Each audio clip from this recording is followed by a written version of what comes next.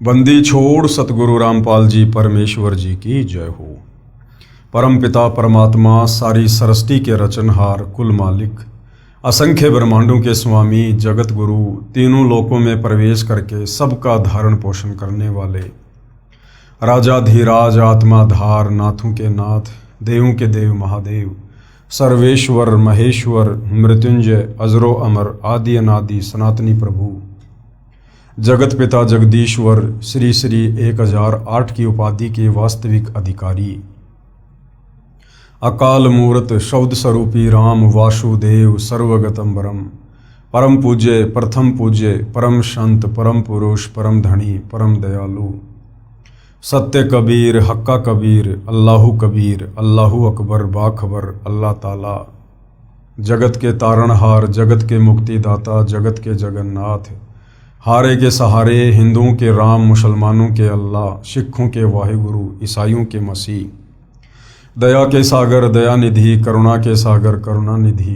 स्वयंभू परिभू संकट मोचन कष्ट हरण मंगल करण दुख भंजन अविगत कबीर निर्विकार निर्विषम परमात्मा अलय अलेख सतगुरु आदि अनादि सतगुरु असली मर्यादा पुरुषोत्तम असली राम असली कृष्ण असली घनश्याम असली मुरारी राजाओं के राजा महाराजाओं के महाराजा शहंशाहों के शहंशाह सम्राटों के सम्राट भगवानों के भगवान अल्लाहों के अल्लाह प्रभुओं के प्रभु मसीहाओं के मसीह सच्चे वाहिगुरु बाबाओं के बाबा पीरों के पीर सेठों के सेठ जगत सेठ सावड़सा सेठ सर्वगुण संपन्न अनंत कोटि कलाओं के स्वामी अनंत कोटि ब्रह्मांडों के नायक योगियों में महायोगी ध्यानियों में महाध्यानी सिद्धों में परम सिद्ध ज्ञानियों में तत्व ज्ञानी ब्रह्म ज्ञानी महाज्ञानी परम ज्ञानी सर्वश्रेष्ठ ज्ञानी विज्ञानी युवा कबीर समरथ कबीर असमवात अमित ओजा सच्चे रहनुमा करीम अल्लाह सुभान अल्लाह दुनिया के अंतिम पैगंबर 8 सितंबर 1951 से गांव धनाना जिला सोनीपत हरियाणा भारतवर्ष की पावन भूमि पर प्रकट रियल कल की भगवान श्री नारायण साकार हरि श्री बाबा साहिब नूर अनंत परमात्मा सच्चे दरवेश सच्चे बाखबर संत श्रोमणी शहंशाह संसार परम पूज्य परमेश्वर सतगुरु रामपाल जी परमेश्वर जी के चरण कमल में आप और हम सभी भाई बहनों का अनंत कोटि दंडवत प्रणाम। सत्साई भाई और बहनों, बहुत बड़ी दया बहुत बड़ी मेहर पूज्य गुरुदेव भगवान की परमेश्वर रामपाल जी की जिनके शुभ आशीर्वाद से विशेष आशीर्वाद से उन्हीं के सत्संगों के संग्रह के ऊपर बन चुकी पवित्र आध्यात्मिक पुस्तक कबीर बड़ा या कृष्ण के ऊपर वीडियो बनाने की श्रृंखला जारी है। इसी श्रृंखला में आज हमारा ये 25वें नंबर का वीडियो है। इस पवित्र पुस्तक के प्रत्येक वीडियो से हिंदू समाज से जुड़े उन भाई बहनों को अध्यात्म को लेकर भक्ति और भगवान को लेकर शास्त्र अनुकूल साधना को लेकर वो तमाम जानकारियां घर बैठे उपलब्ध हो रही हैं, जो जानकारी हमारे नादान धर्म गुरु तत्व ज्ञान के अभाव से हमें उपलब्ध नहीं करवा पाए। क्योंकि ये पवित्र पुस्तक कबीर बड़ा या कृष्ण हिंदुओं के चारों वेद पवित्र गीता जी और पुराणों के ज्ञान से मिश्रित है। ये पवित्र पुस्तक समस्त सदग्रंथों का निष्कर्ष निकाल कर लिखी गई है। यदि आपने धैर्यपूर्वक रुचि लेकर निष्पक्ष होकर इस पवित्र पुस्तक कबीर बड़ा या कृष्ण को पूरा पढ़ लिया या जो वीडियो बन रहे हैं वो वीडियो देख लिए, तो अंत में आप जी सोचने पर मजबूर हो जाएंगे और आप परम पूज्य परमेश्वर सतगुरु रामपाल जी से नाम दीक्षा लेंगे ही लेंगे, क्योंकि आपको सच्चाई का पता चल जाएगा। क्या सच्चाई? कि ये मनुष्य जन्म कितना अनमोल है, कितना कीमती है। 184 योनियों का कष्ट भोगने के बाद परमात्मा हमें एक मनुष्य जन्म देता है, स्त्री या पुरुष का, और ये मनुष्य जन्म सिर्फ और सिर्फ तत्वदर्शी संत की पहचान करके जो पवित्र गीता जी अध्याय 15 श्लोक नंबर 1 से 4 में लिखी हुई है, उनसे उपदेश प्राप्त करके आजीवन उनकी शरण में रहकर मर्यादा में रहकर शास्त्र अनुकूल साधना करके पूर्ण मोक्ष प्राप्त करने के लिए मिलता है। उसके बाद भाई और बहनों, आप अपने इस अनमोल मनुष्य जन्म को बर्बाद नहीं करोगे और तुरंत आप परम पूज्य सतगुरु रामपाल जी से उपदेश लेकर आत्म कल्याण के मार्ग में आगे बढ़ोगे। तो भाई और बहनों, इस पवित्र पुस्तक पर हमारा जो विषय चल रहा है वो है जनता की अदालत। और जनता की अदालत में जनता को ही जज बनाया गया है, क्योंकि वर्तमान में जनता शिक्षित है, एजुकेटेड है और अपने पवित्र सदग्रंथों को अपनी आंखों से देखकर निर्णय कर सकती है कि वास्तव में शास्त्र अनुकूल साधना क्या है और शास्त्र विरुद्ध साधना क्या है। मुकदमा है कबीर बड़ा या कृष्ण, यानी सबसे बड़ा भगवान कौन। हिंदू धर्मगुरु आचार्य शंकराचार्य जो जनता की अदालत में श्री कृष्ण उर्फ विष्णु जी को पूर्ण परमात्मा बताते हुए उनकी तरफ से उनके वकील बनकर पैरवी कर रहे हैं, और कबीर जी की तरफ से कबीर जी के वकील सतगुरु रामपाल जी हैं, जो सर्व हिंदू धर्मशास्त्रों को दिखा दिखाकर प्रमाणित कर रहे हैं कि सृष्टि में यदि एकमात्र कोई अविनाशी परमात्मा है, अजन्मा स्वयंभू परिभू परमात्मा है, जो तीनों लोकों में प्रवेश करके सबका पालन पोषण करता है, तो वो कबीर देव है। इसके अलावा श्री कृष्ण उर्फ विष्णु या ब्रह्मा जी, शंकर जी, ये सब नाशवान हैं, अविनाशी नहीं हैं। इनका जन्म होता है, इनकी मृत्यु होती है, इनके माता पिता हैं, और ये केवल एक ब्रह्मांड में 3 लोक के स्वामी है, वो भी एक एक गुण के, और इनकी भक्ति से पूर्ण मुक्ति नहीं हो सकती।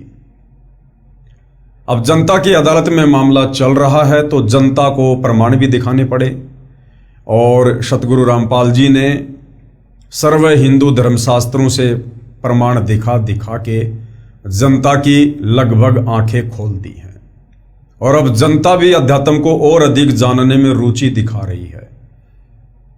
अपने नादान धर्मगुरुओं की अज्ञानता और पाखंड का पर्दाफाश होने के बाद कि हमारे धर्मशास्त्रों में भक्ति और भगवान को लेकर क्या लिखा हुआ है, और ये हमारे नादान धर्मगुरु पंडित ब्राह्मण आचार्य शंकराचार्य हमें क्या उल्टी आध्यात्मिक शिक्षा दे रहे थे, जिससे हमें किसी प्रकार का कोई भी आध्यात्मिक लाभ नहीं होना था। और अब सतगुरु रामपाल जी ने जो सच्चाई बताई है, उस सच्चाई को जनता स्वीकार कर रही है, क्योंकि आंखों से प्रमाण देख रही है। और अब अध्यात्म में और अधिक रुचि लेते हुए सतगुरु रामपाल जी से जनता तरह तरह के आध्यात्मिक सवाल कर रही है, और सतगुरु रामपाल जी जनता के प्रत्येक सवाल का प्रमाणित शास्त्रों को दिखा दिखाकर जवाब दे रहे हैं। तो फिलहाल मामला चल रहा है कि कबीर परमेश्वर जी ने जब ये लगभग 650 साल पहले सन 1518 में जो 120 वर्ष तक उन्होंने बनारस में रह के लीला की इस पृथ्वी पर, उसके बाद जब उन्होंने वापस सतलोक जाने का अपना प्लान बनाया, तो 1518 में मगहर से सशरीर सतलोक गए। उनके शरीर की जगह पर सुगंधित फूल बन गए।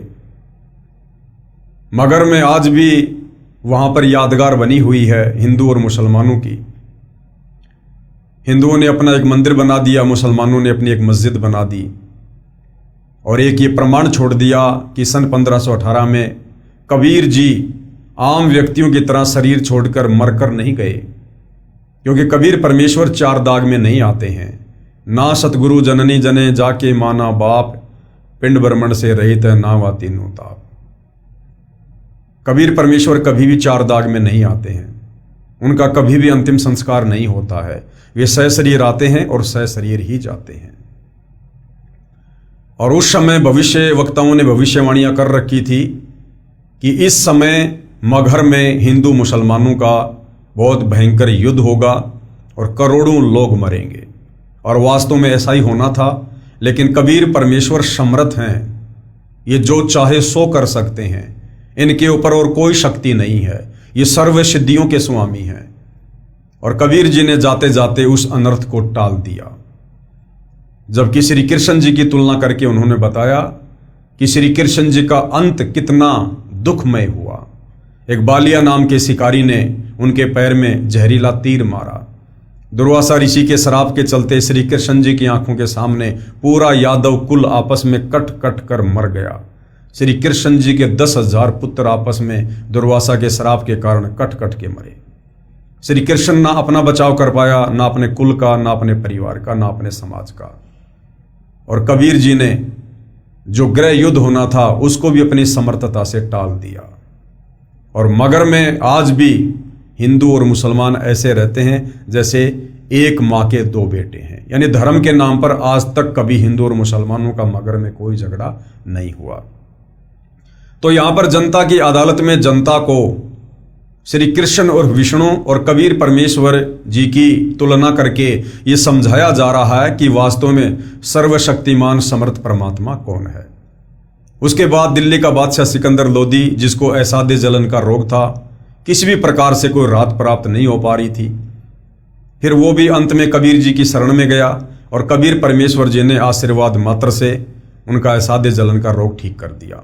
और दिल्ली का बादशाह सिकंदर लोदी कबीर जी से उपदेश प्राप्त करके उनका शिष्य बन गया। अब राजा सिकंदर लोदी कबीर जी से अध्यात्म के विषय में बहुत कुछ जानने का इच्छुक है, तरह तरह के सवाल कर रहा है और कबीर जी उसके प्रत्येक सवाल का क्या जवाब दे रहे हैं। अब जनता की अदालत में मामला चल रहा है, तो जनता ने यह तो देख लिया कि भाई हमारे जितने भी नादान धर्म गुरु आचार्य शंकराचार्य मठाधीश हैं, इनके पास में शास्त्र अनुकूल भक्ति नहीं है, इन्हें शास्त्रों का ज्ञान नहीं है, केवल एक संस्कृत भाषा का ज्ञान है।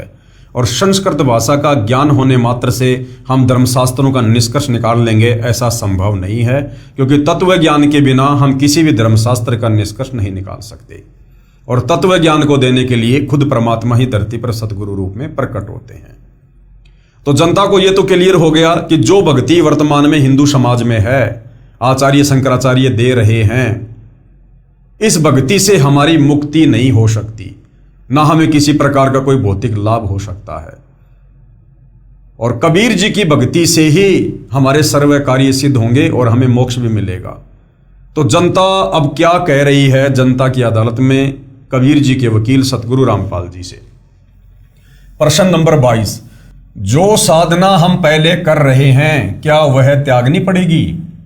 जनता की अदालत में जनता सतगुरु रामपाल जी से कह रही है कि महाराज जी, जो भक्ति साधना हम पहले कर रहे थे या वर्तमान में कर रहे हैं, जो भी हिंदू समाज में प्रचलित है परंपरागत, देवी देवताओं की पूजा, माता मसाणी की पूजा, ब्रह्मा विष्णु महेश की पूजा, पेड़ पौधों की पूजा, क्या कबीर जी की भक्ति को लेने के लिए, आप जी से उपदेश लेने के लिए, क्या हमने वो पहले वाली भक्ति त्यागनी पड़ेगी? उत्तर, यदि शास्त्र विधि रहित है तो त्यागनी पड़ेगी।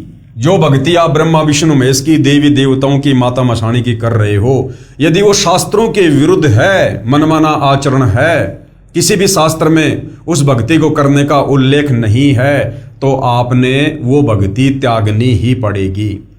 क्योंकि गीता अध्याय 16 श्लोक नंबर 23 और 24 हमें यही बताता है कि अर्जुन, शास्त्र विधि को त्याग कर जो मनमाना आचरण करते हैं, यानी जो भक्ति साधना परमात्मा ने गीता जी में और वेदों में बताई है, उसके अलावा यदि हम कोई भी मनमुखी भक्ति करते हैं, मनमुखी मंत्रों का जाप करते हैं, उससे हमें किसी प्रकार का कोई लाभ नहीं होगा, वो मनमाना आचरण है।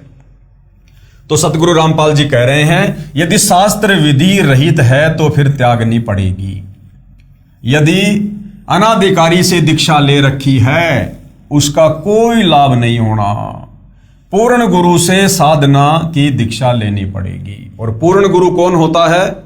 पूर्ण गुरु खुद कबीर भगवान ही होता है, जो तत्वदर्शी संत के रूप में धरती पर प्रकट होते हैं। और वर्तमान में इस पृथ्वी पर पूर्ण गुरु तत्वदर्शी संत सतगुरु रामपाल जी हैं।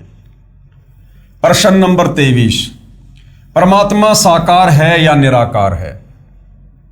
उत्तर दे रहे हैं, परमात्मा साकार है, नर स्वरूप है, यानी इंसान जैसा रूप है परमात्मा का, अर्थात मनुष्य जैसे आकार का है।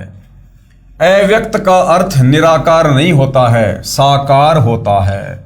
उदाहरण के लिए, जैसे सूर्य के सामने बादल छा जाते हैं, उस समय सूर्य अव्यक्त होता है, हमें भले ही दिखाई नहीं देता, परंतु सूर्य अव्यक्त है अर्थात साकार है। जो प्रभु हमें सामान्य साधना से दिखाई नहीं देते, वे अव्यक्त कहे जाते हैं। जैसे गीता जी अध्याय 7 श्लोक 24-25 में गीता ज्ञानदाता ने यानी काल ब्रह्म ने अपने आप को अव्यक्त कहा है, क्योंकि वह श्री कृष्ण जी के शरीर में प्रवेश करके बोल रहा था। जब व्यक्त हुआ तो विराट रूप दिखाया था। यह पहला अव्यक्त प्रभु हुआ। जो क्षर पुरुष कहलाता है यानी काल कहलाता है, जिसे काल भी कहते हैं। गीता अध्याय 8 श्लोक 17 से 19 तक दूसरा अव्यक्त अक्षर पुरुष है जो सात संग ब्रह्मांड का स्वामी है। गीता अध्याय 8 श्लोक 20 में कहा है कि इस अव्यक्त अर्थात अक्षर पुरुष से दूसरा सनातन अव्यक्त परमेश्वर अर्थात परम अक्षर पुरुष है। इस प्रकार ये तीनों साकार यानी नर आकार हैं, प्रभु हैं। अव्यक्त का अर्थ निराकार नहीं होता। क्षर पुरुष यानी ब्रह्म ने प्रतिज्ञा की है कि मैं कभी भी अपने वास्तविक रूप में किसी को दर्शन नहीं दूंगा। क्यों? क्योंकि इसको कबीर परमेश्वर जी की तरफ से श्राप लगा हुआ है।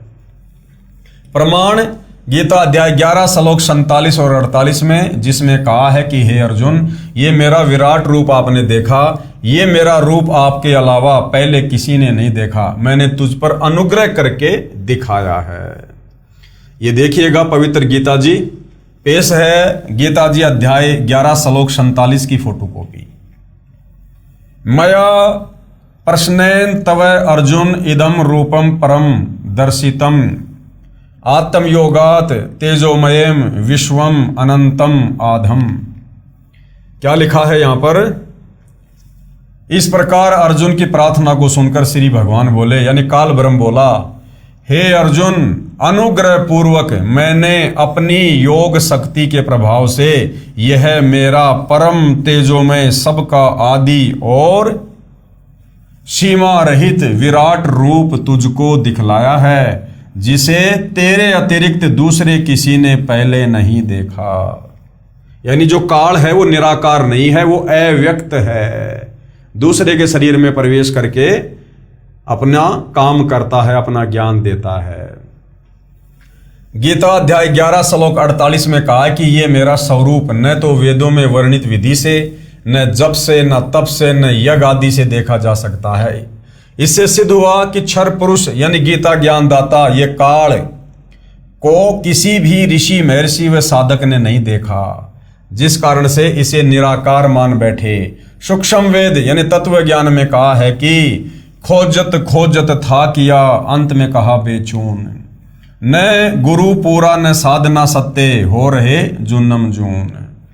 जब ये काल ब्रह्म, ब्रह्मा विष्णु महेश का पिता, दुर्गा का पति, ज्योति निरंजन खुद कह रहा कि अर्जुन, मेरे रूप के दर्शन, मेरे इस ब्रह्म रूप के दर्शन, काल रूप के दर्शन कोई किसी भी विधि से नहीं कर सकता है, ना जप से, ना तप से, ना वेदों के अनुसार भक्ति से, ना गीता के अनुसार भक्ति से। अर्थात सतयुग से लेकर वर्तमान तक हमारे जितने भी आचार्य, शंकराचार्य, संत महात्मा, ऋषि थे, तपस्वी थे, उनको इस काल ब्रह्म ने दर्शन नहीं दिए। और दर्शन ना देने के कारण उन्होंने अंत में थक हार कर इसको निराकार घोषित कर दिया। क्यों? क्योंकि हमारे साधु संत महात्मा, ऋषि, आचार्य, शंकराचार्य तत्व ज्ञान से अपरिचित थे, उनको सृष्टि रचना का ज्ञान नहीं था। अगर उनको सृष्टि रचना का ज्ञान होता, कोई तत्वदर्शी संत उनका गुरु होता, तो वो कभी भी इस काल ब्रह्म को निराकार नहीं कहते।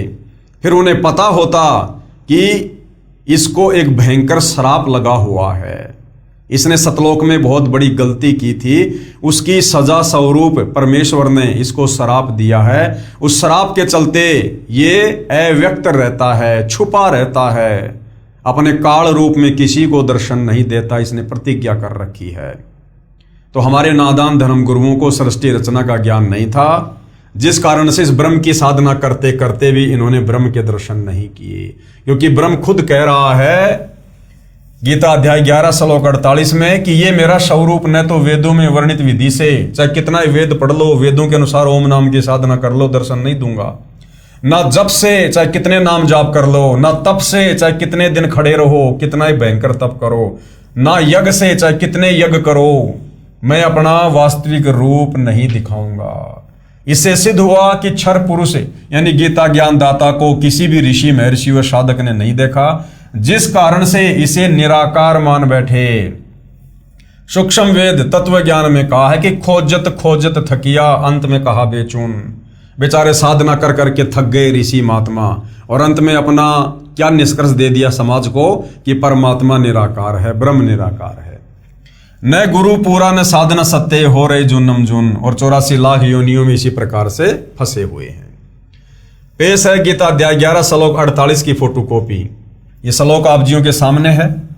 हे अर्जुन, मनुष्य लोक में इस प्रकार विश्व रूप वाला मैं न वेद और यज्ञों के अध्ययन से, न दान से, न क्रियाओं से और न उग्र तपों से ही तेरे अतिरिक्त दूसरे के द्वारा देखा जा सकता हूं। यानी कोई कितनी साधना कर ले, कितनी भी कोशिश कर ले, मैं ब्रह्म दर्शन नहीं दूंगा। अब गीता अध्याय 7 श्लोक 24-25 में गीता ज्ञानदाता ने स्पष्ट कर ही दिया है कि मैं अपनी योग माया से छिपा रहता हूं, यानी अपनी सिद्धि शक्ति से छिपा रहता हूं। मैं किसी के समक्ष यानी सामने नहीं आता। मैं अव्यक्त हूं, निराकार नहीं हूं। मैं अव्यक्त हूं, छुपा रहता हूं, आकार में हूं। छिपा है तो साकार है। अक्षर पुरुष भी अव्यक्त है। जो सात संग ब्रह्मांड का स्वामी है वो भी अव्यक्त रहता है। यह ऊपर प्रमाणित हो चुका है। इस प्रभु अक्षर पुरुष की यहां कोई भूमिका नहीं है। ये अपने सात संग ब्रह्मांडों तक सीमित है, इसलिए इसको कोई नहीं देख सका। पेश है गीता अध्याय 7 श्लोक 24-25 की फोटोकॉपी।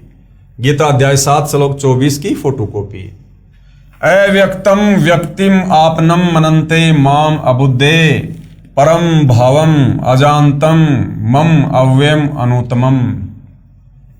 बुद्धिहीन पुरुष मेरे अनुत्तम अविनाशी परम भाव को न जानते हुए कि मैं कभी किसी को दर्शन नहीं देता, मैं छुपा रहता हूं, मैं काल हूं, मुझे श्राप लगा हुआ है, ये बुद्धिहीन लोग नहीं जानते।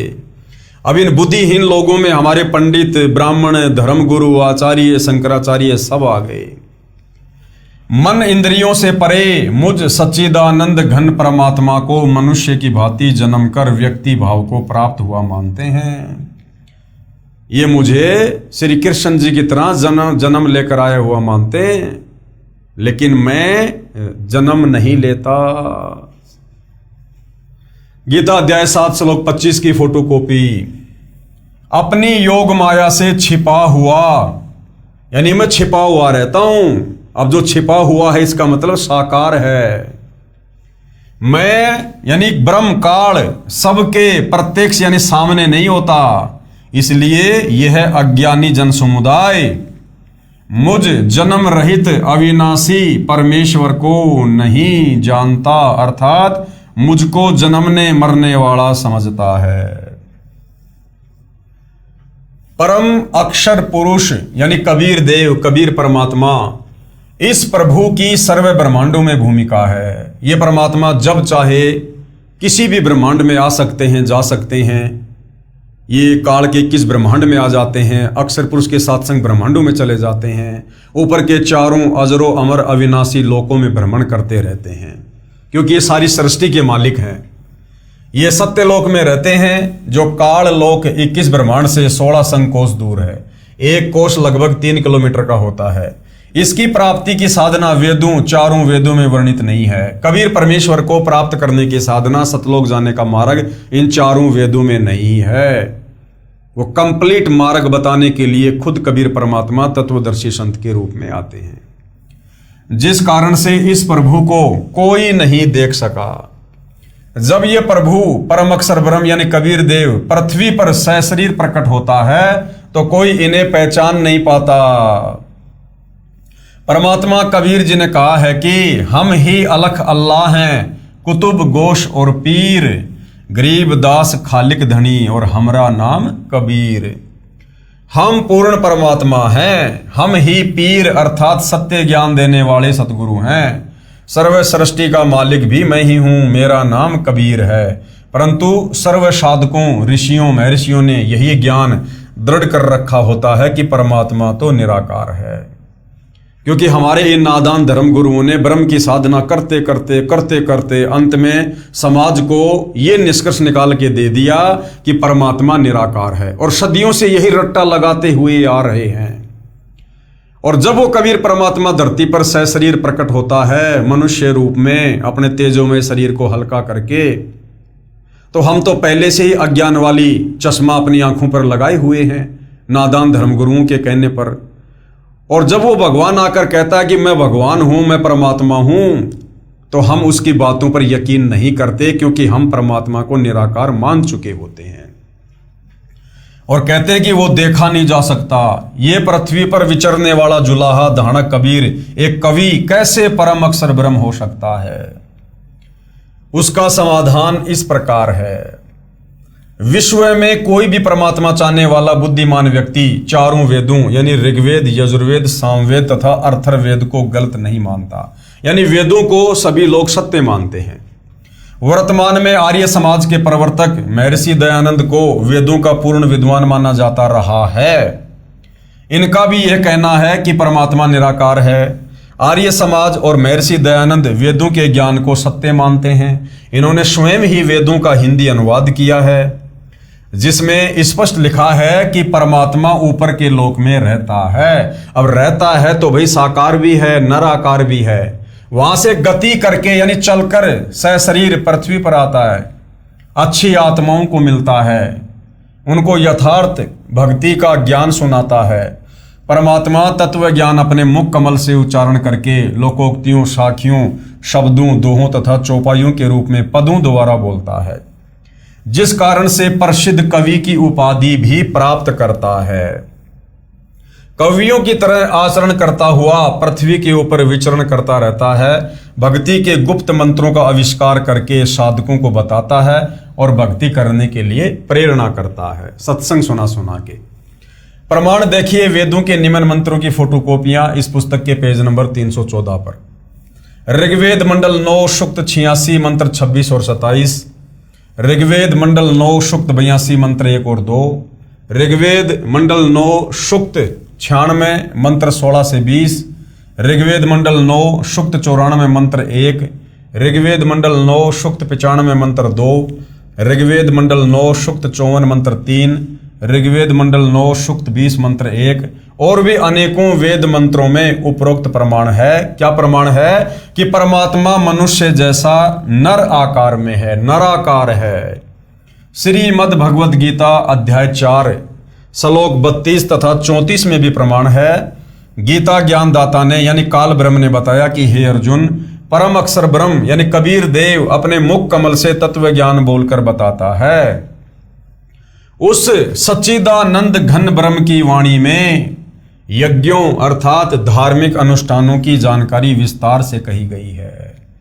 उसको जानकर सर्व पापों से मुक्त हो जाएगा।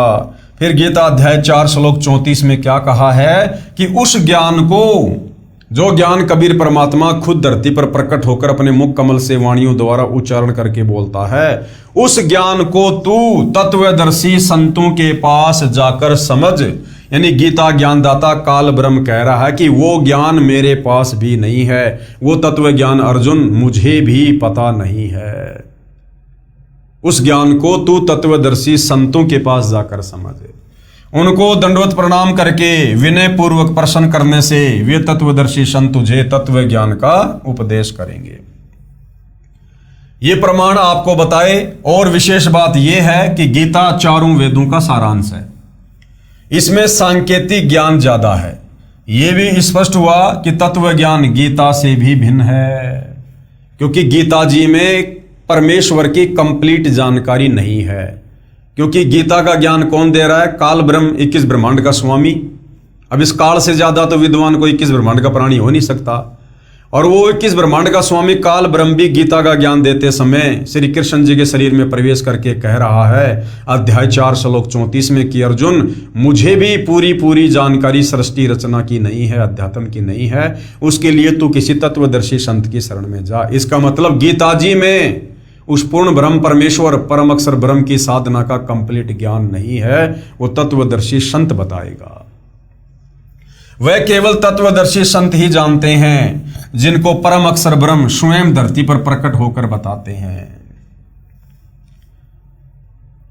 कबीर बड़ा या कृष्ण अध्याय नंबर 2, जनता की अदालत में जो मामला चल रहा है, अब उसका अध्याय नंबर 2 शुरू हो जाता है। और क्या है? किसने देखा परमेश्वर?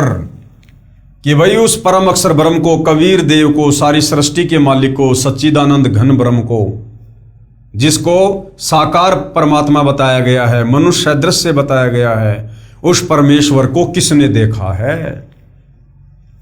प्रश्न नंबर 24, किन किन पुण्यात्मा महात्माओं को परमात्मा यानी कबीर परमेश्वर परम अक्षर ब्रह्म मिले हैं? उत्तर है, परमात्मा चारों युगों में प्रकट होकर ज्ञान सुनाते हैं। सतयुग में सत सुकृत नाम से, त्रेता युग में मुनिंद्र नाम से, द्वापर युग में करुणामय नाम से और कलयुग में कबीर नाम से परमेश्वर प्रकट हुए हैं। सूक्ष्म वेद में कहा है कि सूक्ष्म वेद यानी पांचवा वेद, सतयुग में सत सुकृत कह टेरा, त्रेता नाम मुनिंद्र मेरा, द्वापर में करुणा में कहाया और कलयुग नाम कबीर धराया। परम अक्षर ब्रह्म कौन है? परम अक्षर ब्रह्म एक होता है ब्रह्म। ब्रह्म कौन है? ये 21 ब्रह्मांड का स्वामी, दुर्गा का पति, ब्रह्मा विष्णु महेश का पिता, जो गीता का ज्ञान देने वाला है, इसको कहते हैं ब्रह्म। दूसरा है पर ब्रह्म, जो सात संग ब्रह्मांड का स्वामी है, जिसको अक्षर पुरुष भी कहते हैं, पर ब्रह्म भी कहते हैं। और तीसरा है परम अक्षर ब्रह्म यानी कबीर देव, तत्व ब्रह्म, सारी सृष्टि का मालिक। परम अक्षर ब्रह्म कौन है तथा किस किस को मिला परमात्मा? कलयुग में परमेश्वर जिन जिन महान आत्माओं को मिले उनको तत्व ज्ञान बताया, उनका मैं संक्षिप्त वर्णन करता हूं। किन किन को मिले? संत धर्मदास जी से परमेश्वर कबीर जी का साक्षात्कार।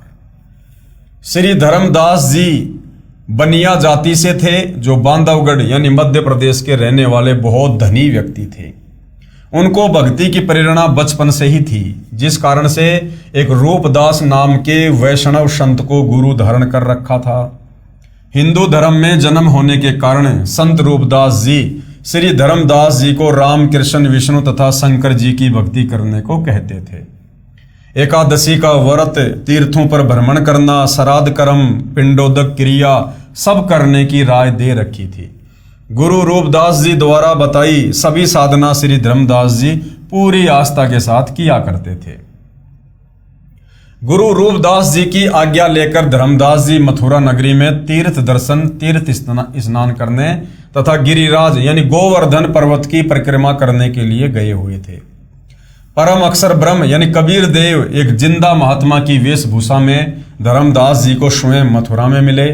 श्री धर्मदास जी ने उस तीर्थ तालाब में स्नान किया जिसमें श्री कृष्ण जी बाल्यकाल में स्नान किया करते थे।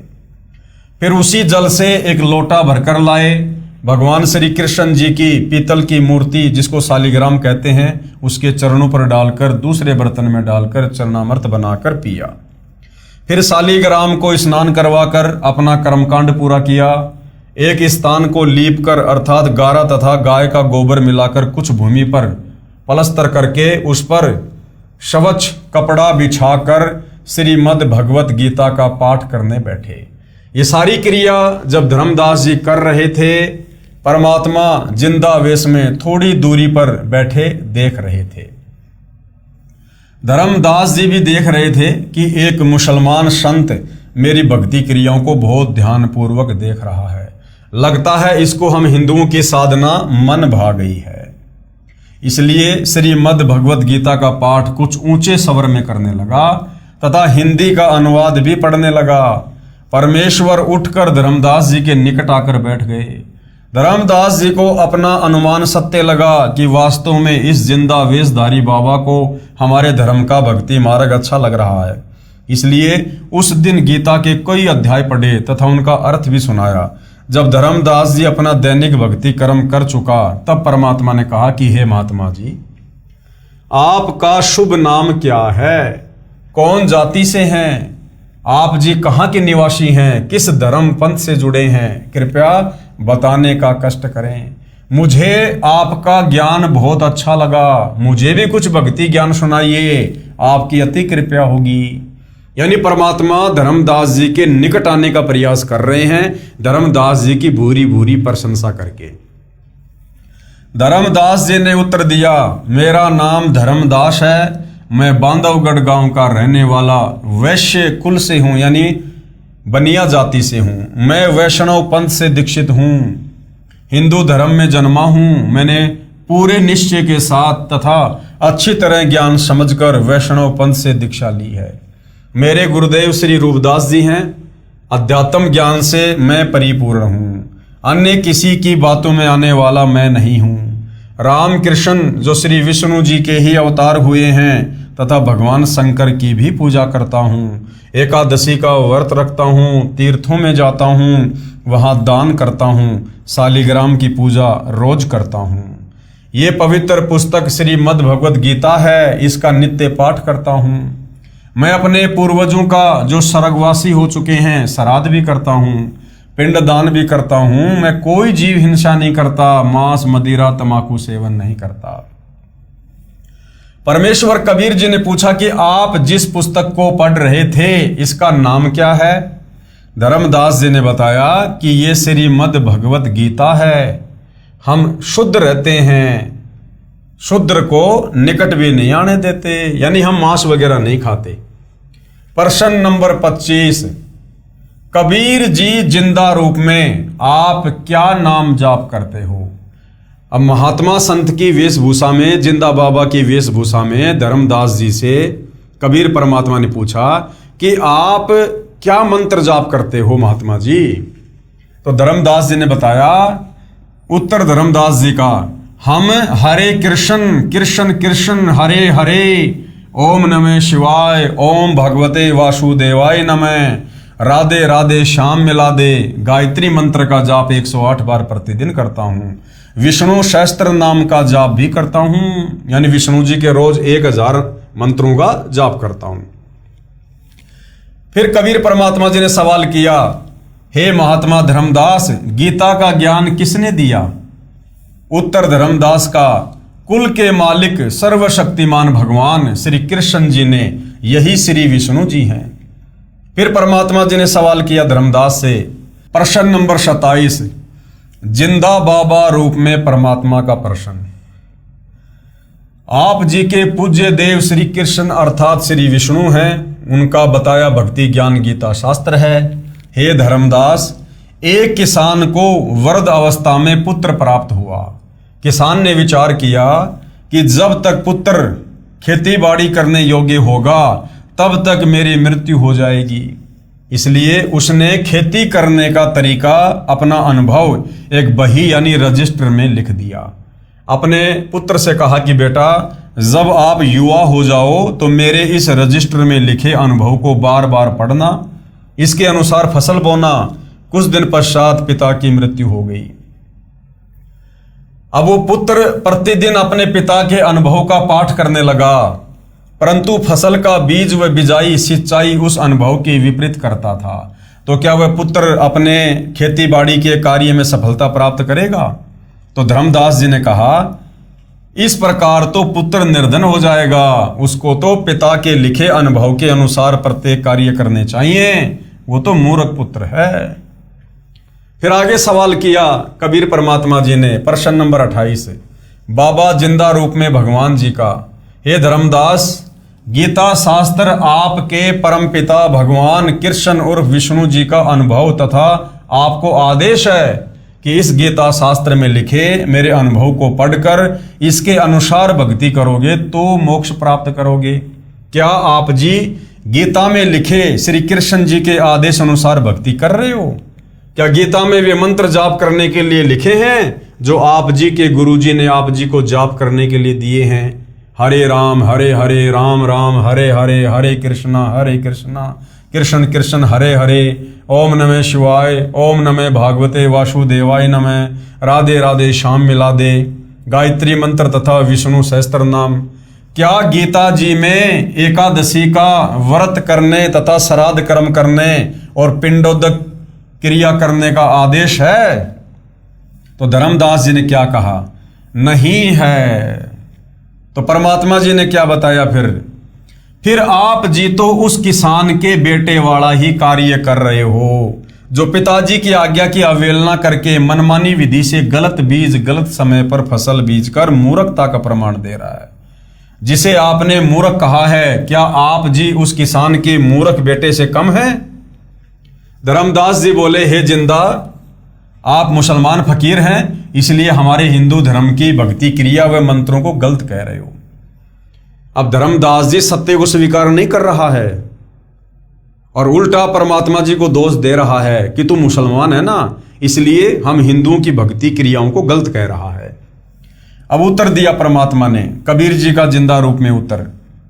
हे स्वामी धर्मदास जी, यानी धर्मदास थोड़ा नाराज हो गया तो सारी सृष्टि का स्वामी कबीर भगवान जिंदा रूप में धर्मदास जी को कह रहा, हे स्वामी मैं कुछ नहीं कह रहा, आपके धर्म ग्रंथ कह रहे हैं कि आपके धर्म के धर्मगुरु आप जी को शास्त्र विधि त्याग कर मनमाना आचरण करा रहे हैं। जो आपकी गीता के अध्याय 16 श्लोक 23-24 में भी कहा है कि हे अर्जुन, जो साधक यानी भगत शास्त्र विधि को त्याग कर, यानी जो भक्ति जो नाम गीता और वेदों में नहीं है उसको त्याग कर जो मनमाना आचरण करता है, अर्थात मनमाने मंत्र जाप करता है, मनमाने श्राद्ध कर्म व पिंडोदक कर्म व व्रत आदि करता है, उसको न तो कोई सिद्धि प्राप्त हो सकती है, न सुख ही प्राप्त होगा और न ही गति अर्थात मुक्ति मिलेगी। इसलिए व्यर्थ है। गीता अध्याय 16 श्लोक 24 में कहा है कि इससे तेरे लिए कर्तव्य अर्थात जो भक्ति कर्म करने चाहिए तथा अकर्तव्य यानी जो भक्ति कर्म नहीं करने चाहिए, इसकी व्यवस्था में शास्त्र ही प्रमाण है। कौन सी भक्ति करनी चाहिए, कौन सी भक्ति नहीं करनी चाहिए अर्जुन, और किसी की बातों पर यकीन मत करना। धर्मशास्त्र क्या कह रहे हैं, शास्त्र ही प्रमाण है इस बात का। गीता और वेद क्या कह रहे हैं, किस भक्ति को करने के लिए कह रहे हैं, किन मंत्रों का जाप करने के लिए कह रहे हैं, शास्त्र ही प्रमाण है। अन्य किसी की मनमानी बातों का शिकार मत होना। उन शास्त्रों में बताए भक्ति कर्म को करने से ही लाभ होगा। धर्मदास जी ने कहा, हे जिंदा तू अपनी जुबान बंद कर ले, मुझसे और नहीं सुना जाता। जिंदा रूप में प्रकट परमेश्वर ने कहा, हे वैष्णव महात्मा धर्मदास जी, सत्य इतनी कड़वी होती है जितना नीम, परंतु रोगी को कड़वी औषधि न चाहते हुए भी सेवन करनी चाहिए, उसी में उसका हित है। यदि आप नाराज होते हो तो मैं चला। इतना कहकर परमात्मा जिंदा रूपधारी अंतर ध्यान हो गए। धर्मदास को बहुत आश्चर्य हुआ तथा सोचने लगा कि ये कोई सामान्य संत नहीं था, ये पूर्ण विद्वान सिद्ध पुरुष लगता है। मुसलमान होकर हिंदू शास्त्रों का पूर्ण ज्ञान है, ये कोई देव हो सकता है। धर्मदास जी अंदर से मान रहे थे कि मैं गीता शास्त्र के विरुद्ध साधना कर रहा हूं, परंतु अभिमानवश स्वीकार नहीं कर रहे थे। जब परमात्मा अंतर्ध्यान हो गए तो पूर्ण रूप से टूट गए कि मेरी भक्ति गीता के विरुद्ध है, मैं भगवान की आज्ञा की अवहेलना कर रहा हूं। मेरे गुरु श्री रूपदास जी को भी वास्तविक भक्ति विधि का ज्ञान नहीं है। अब तो इस भक्ति को करना न करना बराबर है, व्यर्थ है। बहुत दुखी मन से इधर उधर देखने लगा तथा अंदर से हृदय से पुकार करने लगा कि मैं कैसा ना समझ हूं। सर्व सत्य देख कर भी एक परमात्मा तुल्य महात्मा को अपनी नासमझी तथा हट के कारण खो दिया है। हे परमात्मा, एक बार वही संत फिर मिले तो मैं अपना हट छोड़कर नम्र भाव से सर्व ज्ञान समझूंगा। दिन में कई बार हृदय से पुकार करके रात्रि में सो गया। सारी रात्रि करवट लेता रहा, सोचता रहा, हे परमात्मा ये क्या हुआ। सर्व साधना शास्त्र विरुद्ध कर रहा हूं। उस फरिश्ते ने मेरी आंखें खोल दी। मेरी आयु 60 वर्ष हो चुकी है। अब पता नहीं वह देव जिंदा रूपी पुनः मिलेगा कि नहीं। प्रातः काल वक्त से उठा, पहले खाना बनाने लगा। उस दिन भक्ति की कोई क्रिया नहीं की। पहले दिन जंगल से कुछ लकड़ियां तोड़कर रखी थी, उनको चूल्हे में जलाकर भोजन बनाने लगा। एक लकड़ी मोटी थी, वह बीचों बीच थोती थी, उसमें अनेकों चींटियां थी। जब वह लकड़ी जलते जलते छोटी रह गई तब उसका पिछला हिस्सा धर्मदास जी को दिखाई दिया तो देखा उस लकड़ी के अंतिम भाग में कुछ तरल पानी सा जल रहा है। चींटियां निकलने की कोशिश कर रही थी, वे उस तरल पदार्थ में गिरकर जलकर मर रही थी। कुछ अगले हिस्से में अग्नि से जलकर मर रही थी। धर्मदास जी ने विचार किया, ये लकड़ी बहुत जल चुकी है, इसमें अनेकों चींटियां जलकर भस्म हो गई हैं। उसी समय अग्नि बुझा दी। विचार करने लगा कि इस पाप युक्त भोजन को मैं नहीं खाऊंगा, किसी साधु संत को खिलाकर मैं उपवास रखूंगा, इससे मेरे पाप कम हो जाएंगे। ये विचार करके सर्व भोजन एक थाल में रखकर साधु की खोज में चल पड़ा। परमेश्वर कबीर जी ने अन्य वेशभूषा बनाई जो हिंदू संत की होती है। एक पेड़ के नीचे बैठ गए। धर्मदास जी ने साधु को देखा, उनके सामने भोजन का थाल रखकर कहा कि हे महात्मा जी, भोजन खाओ। साधु रूप में परमात्मा ने कहा कि लाओ धर्मदास, भूख लगी है। अपने नाम से संबोधन सुनकर धर्मदास को आश्रित हुआ, परंतु अधिक ध्यान नहीं दिया। साधु रूप में विराजमान परमात्मा ने अपने लोटे से कुछ जल हाथ में लिया तथा कुछ वाणी अपने मुख से उच्चारण करके भोजन पर जल छिड़क दिया। सर्व भोजन की चींटियां बन गई। चींटियों से थाली काली हो गई। चींटियां अपने अंडों को मुख में लेकर थाली से बाहर निकलने की कोशिश करने लगी। परमात्मा भी उसी जिंदा महात्मा के रूप में हो गए जो पहले दिन धर्मदास जी को मिले थे। तब कहा कि हे धर्मदास वैष्णव संत, आप बता रहे थे कि हम कोई जीव हिंसा नहीं करते, आपसे तो कसाई भी कम हिंसक है, आपने तो करोड़ों जीवों की हिंसा कर दी। धर्मदास जी उसी समय साधु के चरणों में गिर गया तथा पूर्व दिन हुई गलती की क्षमा मांगी तथा प्रार्थना की कि हे प्रभु, मुझ अज्ञानी को क्षमा करो। मैं कहीं का नहीं रहा, क्योंकि पहले वाली साधना पूर्ण रूप से शास्त्र विरुद्ध है, उसे करने का कोई लाभ नहीं। ये आप जी ने गीता से ही प्रमाणित कर दिया। शास्त्र अनुकूल साधना किससे मिले, ये आप ही बता सकते हैं। मैं आपसे पूर्ण आध्यात्मिक ज्ञान सुनने का इच्छुक हूं। कृपया मुझ किंकर पर दया करके मुझे वह ज्ञान सुनाएं जिससे मेरा मोक्ष हो सके। तो भाइयों और बहनों, धर्मदास जी कबीर परमेश्वर जी से शास्त्र अनुकूल साधना के विषय में जानने की प्रार्थना कर रहे हैं, क्योंकि धर्मदास जी हिंदू धर्म से होने के नाते सर्व परंपरागत पूजा पाठ ही कर रहे थे, जो वर्तमान में भी तत्व ज्ञान के अभाव में हिंदू समाज कर रहा है, जिसको करने के लिए गीता अध्याय 16 श्लोक 23 में मना किया गया है कि शास्त्र विधि को त्याग कर जो मनमाना आचरण करता है उसकी ना गति होती है, ना सिद्धि प्राप्त होती है, ना कोई कार्य सिद्ध होता है। तो कबीर परमेश्वर जी धर्मदास जी को किस प्रकार से शास्त्र अनुकूल साधना के विषय में बताएंगे और किस धर्मशास्त्र का हवाला देंगे ताकि धर्मदास की बुद्धि सेट हो और उन्हें अच्छे से अपने ही धर्मशास्त्रों में वर्णित शास्त्र अनुकूल साधना का ज्ञान हो। तो भाइयों और बहनों, इस विषय में हम कल चर्चा करेंगे। तब तक पूज्य गुरुदेव भगवान हम सबको आज्ञा दे, आशीर्वाद दे, सद्बुद्धि दे, मार्गदर्शन करे। बंदी छोड़ सतगुरु रामपाल जी परमेश्वर जी की जय हो।